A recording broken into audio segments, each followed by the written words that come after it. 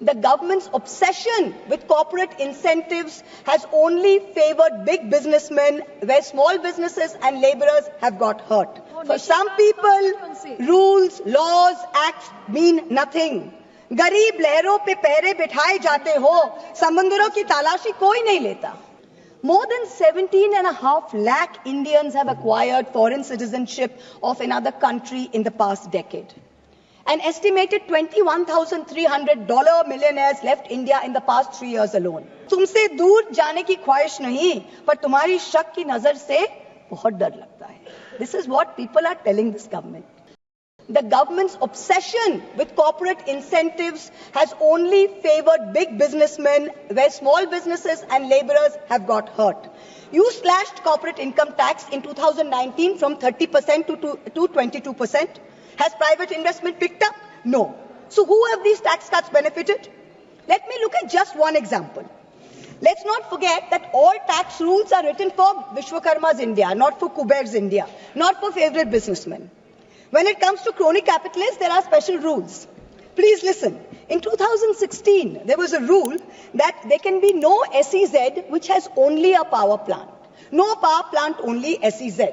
But for a very special friend, Mr. A, this was done in Godda, Jharkhand. Mr. A received not only billions in benefits during the capex phase, but receives an ongoing benefit on no import duty for importing coal, no coal cess, no domestic supply obligation.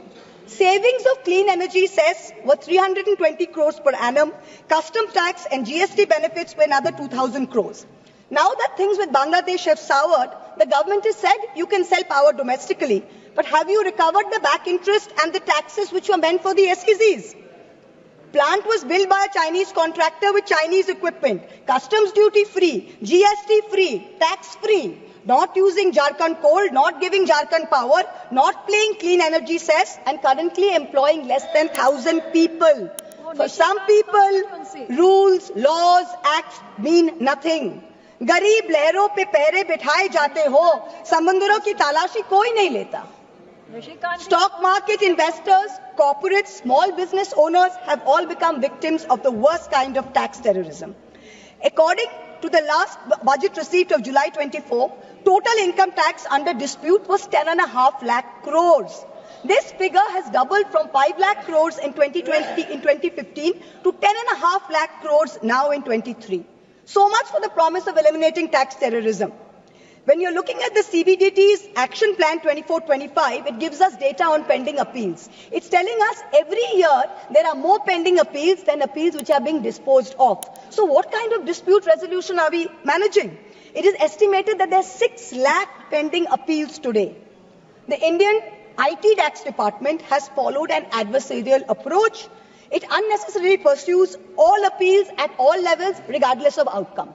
And all your department officials, there is absolutely no penalty on pursuing frivolous regulation. So, kahin bhi kuch bhi case laga do. There's bad drafting of tax laws, different interpretations. High courts are providing divergent opinions. There's confusion. The judiciary simply cannot handle this mountain of pending appeals.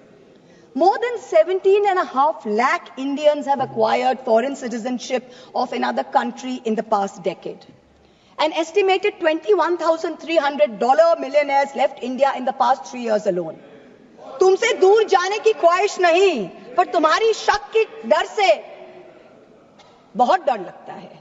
तुमसे दूर जाने की ख्वाहिश नहीं, पर तुम्हारी शक की नजर से बहुत डर लगता है. This is what people are telling this government. GST is a nightmare. You are having to wade through 100 different tax rates, including cesses. Multiple rates, ensuing confusion has facilitated an alarming GST evasion of 2 lakh crores, almost double the 1 lakh crore evasion that was there in fiscal year 2023. 18,000 fraudulent entries have been uncovered. Many more are likely. Senator Barry Goldwater, the Republican senator in the United States, famously said that the Income Tax Act has created more criminals than any other act of government. This is really proving true in India's case. Honorable Chairperson, the government's draconian taxation policies have turned our stock market into a breeding ground for tax uncertainty. Let's examine the facts. They're mind-boggling.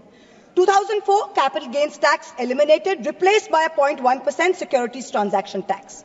2018, BJP government reintroducing 10% long-term capital gains tax. 2024, this long-term capital gains hiked to 12.5%. Short-term capital gains increased from 10% to 15% in 2018 to 20% in 2025. Securities transaction tax hiked by 60% in 2024. Corporate dividends, once taxed at flat 15%, are now taxed at slab rates with TDS. The government and the SEBI have together destroyed wealth creation in the stock market, both domestic and foreign. When you have Europe, when you have the US, you have Singapore, who are aggressively attracting investors, we are driving them away with policy arrogance and excessive taxation.